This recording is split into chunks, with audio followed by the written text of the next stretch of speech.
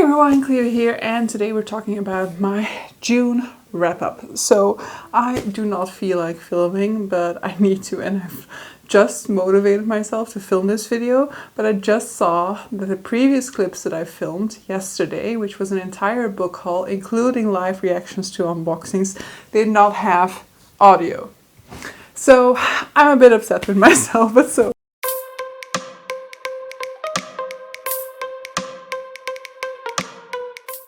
let's go for a wrap-up. I am going to be skipping over the Whatever-a-thon information because in the month of June I was reading for Whatever-a-thon. I will link a Twitter thread that I made for Whatever-a-thon in which you can kind of see my progress throughout the month, the type of problems that I used these books for, and the points that I was gathering. I will only tell you guys that my goal had been to read 10 books and I managed that goal in the end. I had split up one book that I'm going to be mentioning here into 3 because it's a trilogy, and so I counted those separately. But I also did not count 2 books that I DNF'd. Another book that I DNF'd I did count because I got further along into that one. And then I also managed to finish the entire bingo board. So successful readathon experience in that sense, and the team that I was a part of was TBR Travelers, and we ended up in 2nd place. So without further ado, let's just go through the books. I'm going to go through them in no particular order.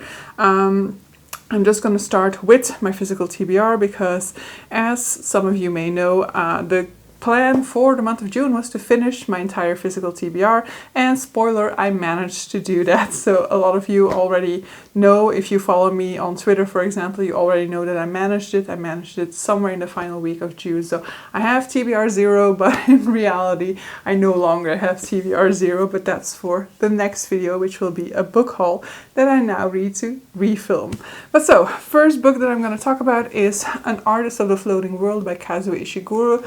Ishiguro is an author that I've read 2 other books by. I discovered him when I was at university and I had to read Never Let Me Go, which I absolutely adored. And then last year I think I read his newest release, which is Clara and the Sun. I enjoyed it less, but I still enjoyed it a whole lot. And An Artist of the Floating World is kind of the same. I enjoyed it a whole lot. It's not an all-time fave or anything like that, but I definitely really enjoyed my experience with it, and it definitely reinforced that idea of Kazuo Ishiguro being a writer I will be very keen to read more by. But so in An Artist of the Floating World, we are looking at a male protagonist in Japan in the post-Second World War era. Basically, he is an artist and he's kind of reflecting back on some of the decisions he has made during the war and on his life pre-war, during the war. Because one of his daughters is trying to make a match, he's trying to marry a local guy, but in order for the marriage negotiations to be concluded, they will probably look into his past, and it is implied that there are reasons why negotiations would be made more difficult if they find out certain things about his past. A lot of this story is about World War II and Japan's involvement in World War II, and a lot of it is about the conflict between the generations, the younger generations which are coming into adulthood or at that point in time very much have a lot of resentment towards the older generations who were in power at the time and who had the opportunity to make decisions that impacted the younger people. And so we see a lot of resentment from younger generations to older generations, and our protagonist, who can be considered one of the older generations, who was a prominent artist at the time of World War II, he will often also reflect on how he feels like things have gone too far in terms of demanding accountability, demanding justice, because he sometimes feels like a lot of these people from his generation, they were also just going along with the flow. They were also just going along with the stream because they didn't feel like they had any other choice that they could make. A lot of this story is very much under the surface, very much simmering, very much not spoken about. So a lot of it is things that you will read between the words on page, for example. I thought it was a very beautiful story, beautiful writing, great, deep, nuanced character work, and so I very much appreciated this one. Next up we have a classic, so this is The Enchanted April by Elizabeth von Arnim. This was written in 1922 and it's a story about 4 women who rent a villa in Italy and basically escape their humdrum lives by going to Italy to just relax, just enjoy themselves. I think it's definitely a feminist text, but you should definitely also keep in mind that it's a feminist text written in the 1920s.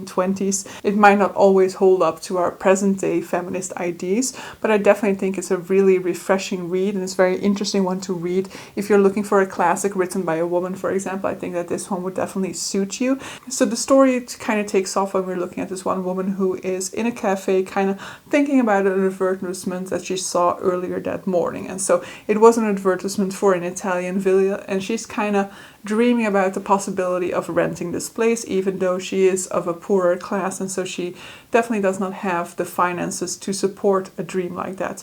But then she sees the woman next to her reading that same advertisement, and so she strikes up a conversation, drawing her into her scheme. And even though amongst the two of them it still is very much not a plausible idea, in the end, after a few days of thinking about it, they decide to look for 2 other women who might join them in Italy in order to split the costs. I thought it was a very interesting story. I very much enjoyed finding out more about these 4 different women. I very much enjoyed their disparate circumstances. We are looking at women from different social classes, but also from different generations. And so we are seeing the way that plays into the relationships that they will form with one another. There are, for example, also a lot of difficulties in the relationships that they form towards one another, but throughout it all there is the magic of this Italian villa setting, because the longer that they stay there, the more that they find themselves becoming free, the more that they find themselves changing their attitudes, their perspective on life. So I really enjoyed this one a whole lot. It's not a new favorite classic or anything like that, but it's definitely a very solid one and one that I would recommend for people who want to read more classics and definitely want to rediscover the classics by women that have been forgotten by history. Next up we have one that I read more towards the end of the month and which is definitely a reinforcement of why I was doing this project to begin with, and that is Such a Fun Age by Kylie Reid. Such a Fun Age was one that I put on my most anticipated releases for the year which it came out, which I believe is 2020. Yes, I think. Yeah, first published 2020. So I put it on my anticipated reads for that year. It wasn't the highest one on there, but it was definitely one that I was keeping an eye on. So when it was first released, because of my TBR 0 project, I wasn't immediately going to dive into it, but I was kind of keeping an eye out for people's opinions about them. But then in August of that year I bought it because at the end of July it did land on the Booker Prize long list, I believe. And so I bought it then, and I bought it knowing that I was expecting to read it very quickly, because at that point in time the books that I was buying were supposed to be books that I was reading shortly after purchasing them. Well, 2 years later, and we have finally picked it up. And why did I not pick this up earlier? Because I absolutely enjoyed this one a whole lot. This was such an experience. I was so engrossed, so engaged. I was constantly picking it up. I constantly wanted to pick it up. Whenever I picked it up, I would fly through pages upon pages without realizing that time was passing by. And whenever I put it down, I was instantly thinking ooh, when can I pick it back up? So this really was a fast-paced, engrossing read for me. And I do have a friend who, doesn't have a booktube channel, reads way less than me, but she also read this one and absolutely adored this one as well. So what is it about? In this one, we're basically looking at the relationship between this white woman and her black nanny. So the kind of opening experience, or the opening events, what do you say? The thing that set this story in motion is basically the fact that one night a window gets shattered in the household of the white woman, and so they have to call the police and have to have the police come and inspect it. And so the woman calls her black nanny and asks her, okay, can you take care of my child for the moment, because the police is on their way and I don't want my child to be exposed to these types of circumstances. So Amira takes the child with her to the local grocery store because it's late at night. There's not much else that she can do with this child at this point in time. And they kind of spend some time there. dance around in the aisles, they kind of look at certain products and stuff like that. And then at some point a security guard approaches her to let her know that one of the white women who was shopping there has pointed them out to him and has pointed out that they are showing signs of suspicious behavior, and basically they're accusing her of having kidnapped this child. And so this event is closed out pretty early on, but it will definitely remain a running thread throughout the story, and it is the moment in which this white woman all of a sudden becomes guilty. She feels guilty over what has happened. She feels guilty towards her, and she feels guilty towards her relationship with Amira thus far. So all of a sudden she finds herself interested in reaching out to Amira and creating a bond with her, because up until this point basically there hasn't really been any sort of interest in getting to know Amira on her end, and so she hasn't really asked her any type of basic questions that you usually ask to people when you just meet them. She basically just has a very business-like relationship with her, but from that moment onwards she really tries to make a relationship and tries to build a friendship with her. And so the book is very much about this sort of like forced relationship, this forced behavior that this white woman is experiencing as a result of the racist experience that her nanny has gone through. And so it is a very cringeworthy read to some extent, because, you know, what this white woman does is really like, you see her spiraling further and further out of control, and it's just uncomfortable to read both in her perspective, the thought pattern that she is perpetuating in the way that she does not see the falsehood in her own thought pattern, and then the way that Amira receives these attentions, the way that she interprets the actions of her employer. And there are a lot of things that I cannot go into with this one because of spoilers, but it is a ride, and I absolutely adore this one, and I think it's a very important one as well, of course, because it exposes this type of false allyship that can exist on the side of white people towards black people, for example. But so yeah, absolutely love this one. If you haven't tried it out yet, I would highly recommend.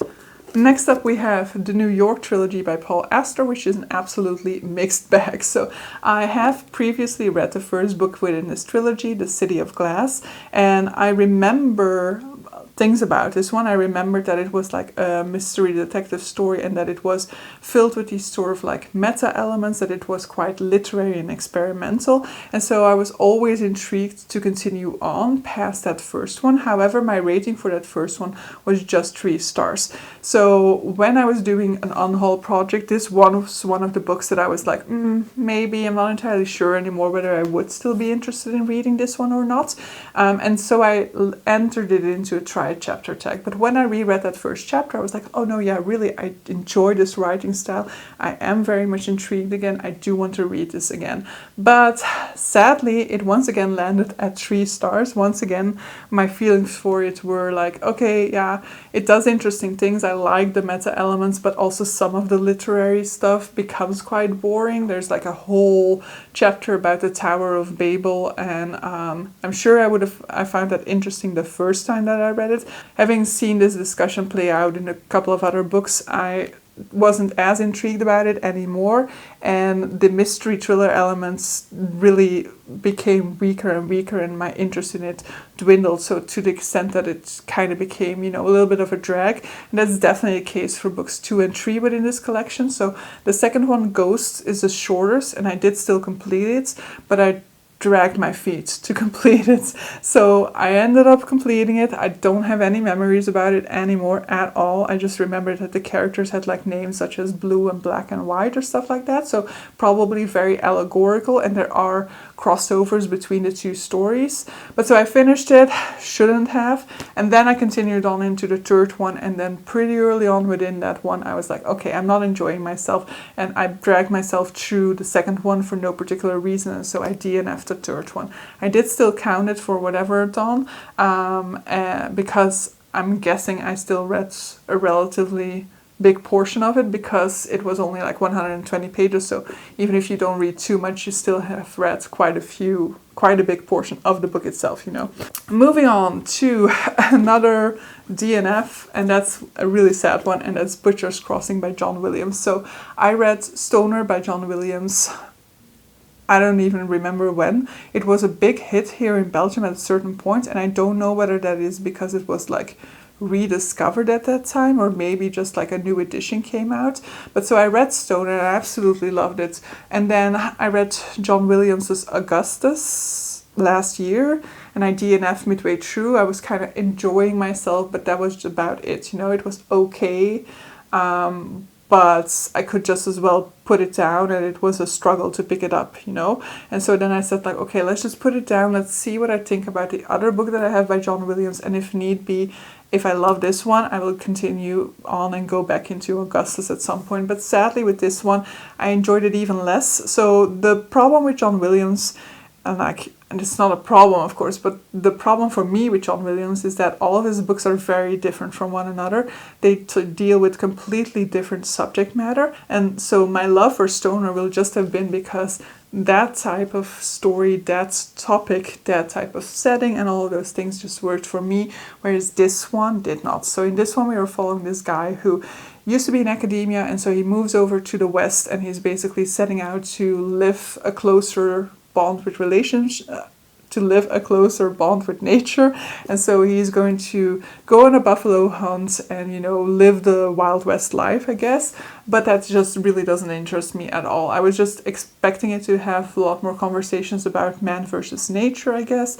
But that was there to some extent, but really not that interesting. And so I found myself not caring all that much. And, you know, I could have continued on because John Williams's writing style is easy enough for me to push through, but I just didn't see the point, sadly. So yeah, sadly it was a one-trick pony for me. Stoner is an absolute masterpiece. I absolutely adore it and want to reread it, but his other works don't work for me.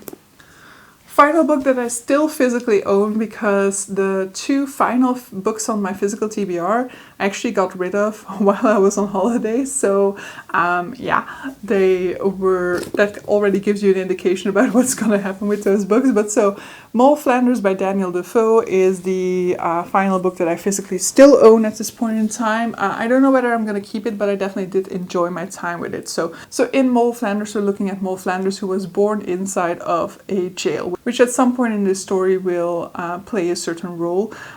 She is taken in by this family, and she develops a sort of relationship with one of the sons. It's not really referred to as rape, though I do believe that she was under false ideas about where this relationship was going. And so at some point she has to start making difficult decisions because, you know, the younger brother makes advances to her and wants to marry her. However, she has been in an affair with his brother, and she wants his brother to take his responsibility and to marry her. But so this entire book is basically about her having to make difficult decisions in order to secure her position in life, in order to survive with a decent livelihood. And so at certain points in the story, for example, she will be marrying multiple men. I think throughout the story she's had maybe 3-4 men, 3-4 husbands, I mean by that. And then at a certain point in the story as well, she will become sort of like petty criminal, stealing certain things from shops, for example, in order to be able to survive. I love the fact that this does not have a condemning tone, that this very much talks about Moll Flanders' actions without any sort of condemnation of the morality of what she is doing, or without treating her as a fallen woman or something like that. I think there's like a mild tone of condescension or condemnation at a certain point when they're kind of talking about Christianity and the redemption of their soul and things like that. But all in all, for a classic, it really was quite okay and quite well handled. And so it was really refreshing, something that I really didn't expect to find in a classic, but it's also not like a new favorite of mine or something like that. But I definitely enjoyed my time with this one. So 2 books to go before I reach 0 TBR. So the final 2 books are, first up, Northwest by Zadie Smith, which I ended up DNFing when like about 50 pages in, I guess. With this one, it's the writing style that's the problem. I have read another Zadie Smith, and I guess my reading of another Zadie Smith made it easier to DNF this one, because I enjoyed my other Zadie Smith, but the writing style in that one was very different and much more like bare bones than the writing style within Northwest. And so Northwest is a story about 4 disparate people living in London, I don't know whether they intermingle or not. I don't know whether they're separate stories or not. I only read about one of them. And it's supposed to be a really good representation of life in London, but it was just a struggle. The language was a barrier for me. The language was a hurdle to cross. Sometimes I come across this writing that is so elaborate or so dense that I find myself having to kind of find myself having to consciously focus in order to get the meaning behind the words. English is not my first language, so it's possible that I have this way earlier than a native speaker would, but in general I don't like elaborate writing all that much. And so here, when I feel like I have to really put in an effort to understand what the author is trying to say all of the time, then it's just not worth it to me. Aside from that, nothing really was happening, so it was also not like there was a plot to hang on to. So yeah, I just decided that it wasn't worth my time, and that I had read another Zadie Smith and really enjoyed it, so that this was just not a Zadie Smith for me, probably. I am also very sorry for the fact that my voice has been going further and further throughout the filming of this video, but I don't have too many books to talk about anymore. Next up we have Meanwhile in Dopamine City, which was absolutely a cover buy because of this sort of like Pikachu type cover. I made it 20 pages into this one. I read it on the plane and I tried to give it another attempt after, because I was like, maybe I was just too excited about flying to Lisbon and about starting my holiday, but nope. I basically feel like this book is not written in English. I mean, I know it's written in English because I would recognize words, but is this an English sentence structure? Is this the way that English people speak? I feel like not, because I really had to reread sentences time and time and again, and I was like, and I'd still be like, I really absolutely do not understand what this person is trying to say. So there were moments in which I was like getting a hang of it, and I was like, okay, I think I understand what's happening here.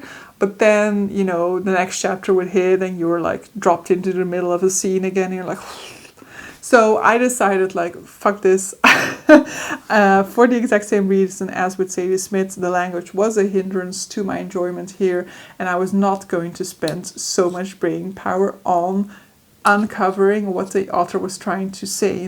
The bare basics of a story is me understanding what you're trying to say. So I do know that when I indicated that I DNF'd this one, somebody commented on Twitter saying that they had read another book by him in their book club and that nobody understood what he had said in that book neither. So it is potentially not just me. But so yeah, not doing that again because... But so yeah, at that point in time I'd reached my 0 TBR, but I had not yet completed my bingo board because of the fact that I didn't count 2 of my DNF books.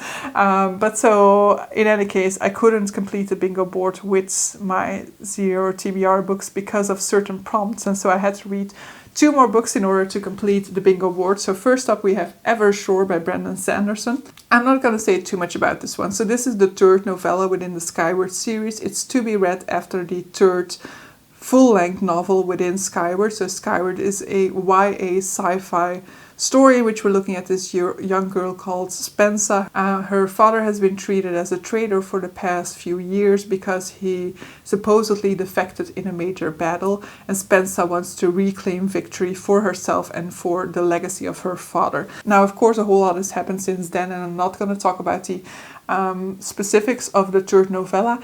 I will just say that it did not feel like a novella. So it is 240 pages long or something like that, which for Brandon Sanderson is a very short page length, and which in any case is something that I should be flying through. But I really struggled to continue on with it, to keep an interest in this story. I felt like it dragged so much, and like it felt like a 1,000 page book almost, whereas I have 1,000 page books by Brandon Sanderson which do not feel like 1,000 page books. This one definitely felt like it. So I am really rapidly losing interest in the Skyward series, and I don't know whether my resentment towards Cytonic, the 3rd book in the series, has anything to do with the fact that I resented the third novella. But so yeah, the Skyward series is a series that I've gone on a really downward spiral with, and I hope that Sanderson can kind of bring it back up with the fourth and final book. But in any case, this series is gonna leave a sort of like sour taste in my mouth because of how much I was disappointed with the third stage of this series, let's say, with the third book and the 3 novellas linked to that third book. So not a great time, but hey, it earned me the 2021 prompt, and so at least it did that. And then the final book that I read in the month of June is Amari and the Night Brothers by B.B. Alston. So this is a middle grade. It counted for a middle grade prompt and for a host favorite. So this was the sort of like easiest host favorite that I could still fit into my reading months. So Amari and the Night Brothers is a middle grade in which we're following this young girl, Amari, who is getting into trouble at school because she's kind of been showing an attitude and not really working as and kind of slacking off when it comes to her academics, because 8 months ago or so her brother has gone missing. And so her brother had previously signed up to a new job, a mysterious job that they didn't really know much about, and that the police is also kind of indicating that they cannot find any record of that job, and so probably he didn't actually have a job at all. But then one day a mysterious suitcase gets delivered to her and she finds out the truth, and that her brother, before going missing, set her up for an interview to kind of intern at that very same job, and the job turns out to be working at a bureau for magical affairs. And so Amari gets introduced to this magical world and finds out that there might be more to her than what meets the eye. So I very much enjoyed it. I definitely think it's a great middle grade, but middle grade just doesn't fully work for me. You know, I like the atmosphere, the coziness and all of those things, but I'm always missing something. I'm just too much of an adult literature reader. I need way more depth. I need way more emotion. I need way more character work. And so for me, middle grade always falls flat for those reasons. I wish I could just hang on to the coziness of a story like that, but the predictability of a middle grade will always kind of make me go meh. So I think it's a really good middle grade. I would absolutely recommend it to a middle grade audience, for example, and to adults who do still are able to connect to their inner child and just experience the joy that is reading middle grades.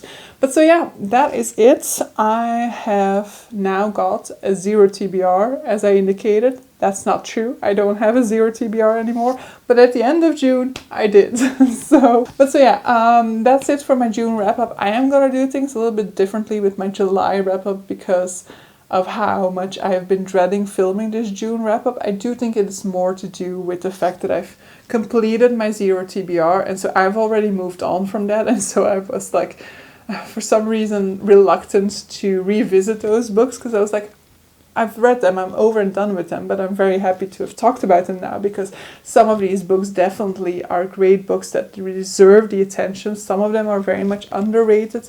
Don't hear people talk about them that often, so they do deserve their moment in the spotlight. But now that I've finished off this video, I can kind of move on. Not fully, because I still need to fill my mid-year freak-out tag, in which I will also be revisiting some of the books that I read in the first half of the year. But so yeah, first order of business, refilming that haul video that I spent way too much time filming yesterday. But so that will no longer be for today, because I need to drink something clearly. But so yeah, hope you guys enjoyed this video. See you guys for the next one. Bye!